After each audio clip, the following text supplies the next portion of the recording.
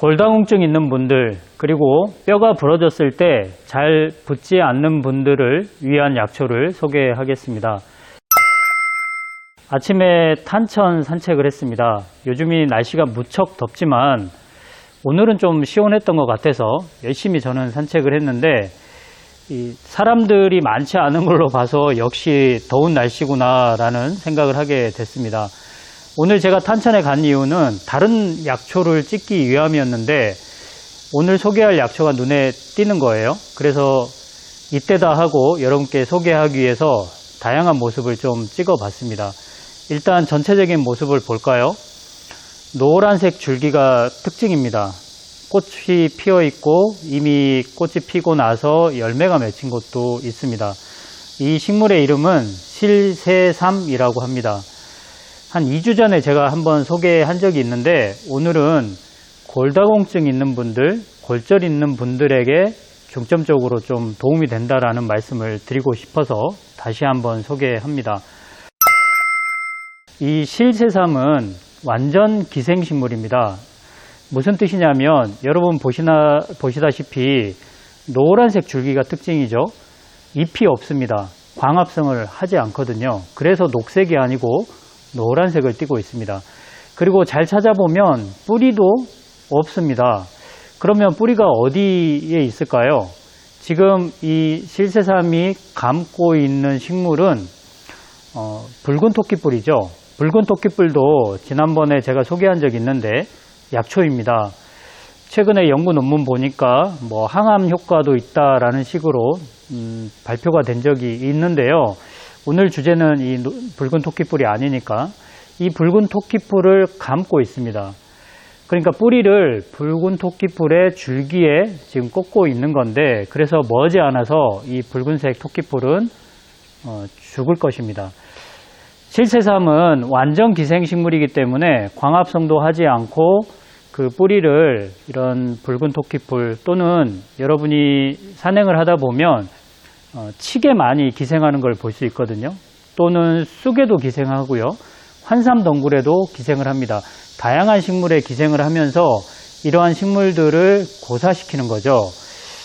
그런데 이 고사시키는 과정에서 많은 영양분들을 흡수할 수밖에 없겠죠. 그래서 정작 이 실새삼에는 영양분이 굉장히 충실하고요. 그 결과물인 씨앗에는 더더욱 영양분이 풍부합니다. 영양 덩어리라고 표현해야 되겠죠. 그래서 이 실새삼의 씨앗을 우리가 약으로 사용할 때는 토사자라고 하거든요. 들어보셨나요? 토사자. 여러분 오늘 이 토사자 이야기를 해보겠는데요. 이 토사자가 골다공증이 있거나 또는 골절 됐을 때 뼈가 잘 붙지 않는 분들, 특히 나이 드신 분들이 이런 경우가 많은데 이런 분들한테 꽤나 효과가 좋습니다. 제가 논문 하나 소개해 드릴게요. 2020년도에 발표된 논문이니까 비교적 최근 논문이죠. 이 논문이 이 실새삼의 씨앗, 즉 토사자가 골다공증에 효과가 있다, 이런 것을 이렇게 중점적으로 다룬 논문인데요.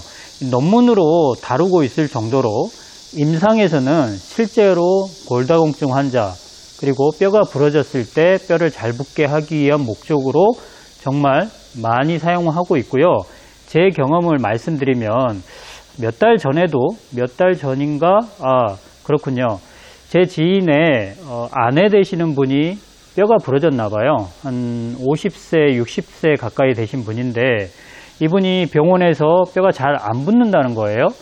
그래서 저한테 몇 달 있다가, 사실 어느 뼈든지 하지 같은 경우는 한 6개월 정도 걸리긴 하지만 다 붙거든요. 상체 뼈가 부러지면 3개월 정도 기다리면 다 붙습니다.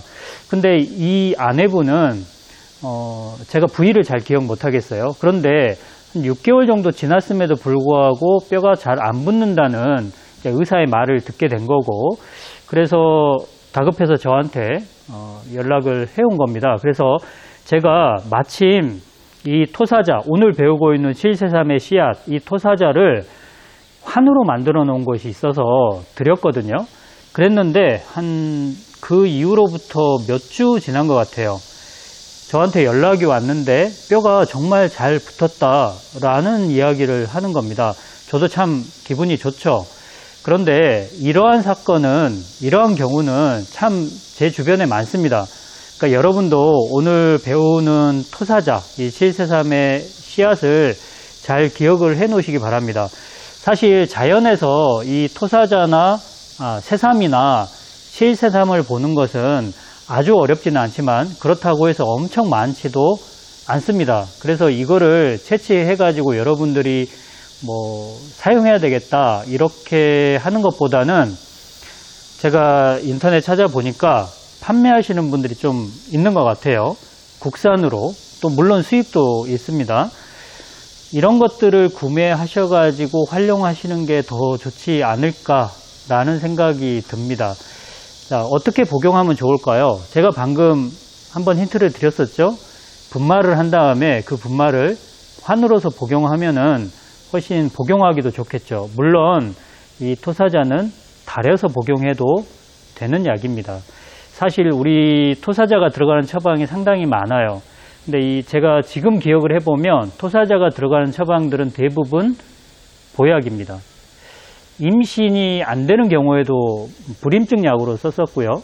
또 남성들의 성기능 강화, 실제로 논문을 찾아보면 이 토사자가 성기능 강화에 효과가 있다라는 논문들도 나오고 있습니다. 물론 옛날 우리 조상들도 성기능 강화 쪽으로도 사용을 했고요. 그래서 성기능 강화, 불임증, 남녀 불임증 공이 마찬가지입니다.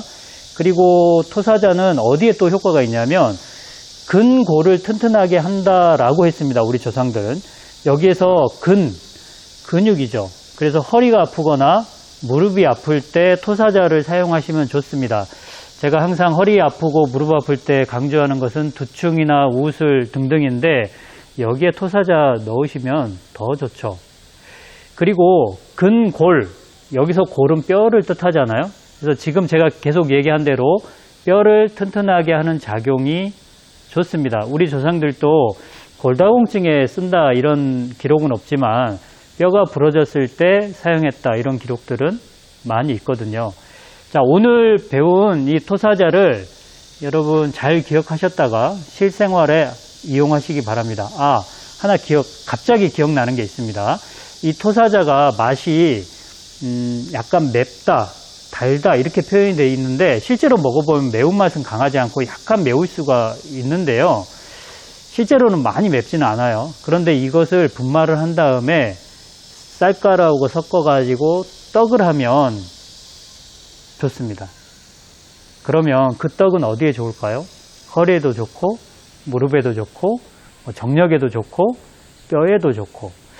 자, 이렇게 좋은 약초가 또 어디 있을까요? 여러분, 우리 주변에서 우리가 몰랐던 자연이 주는 선물들이 상당히 많습니다. 여러분이 관심만 갖고 있다면 충분히 이 자연이 주는 선물의 혜택을 얻을 수가 있는 거죠. 너무 이렇게 무분별하게 채취하지 마시고요. 재배를 한다거나 구매를 해서 활용하시면 좋을 것 같습니다. 자, 저는 또 다른 약초 소개하기 위해서 준비하도록 하겠습니다. 항상 저희 약초 방송 응원해 주셔서 너무 감사드리고요. 좋아요 눌러주시기 바랍니다. 감사합니다.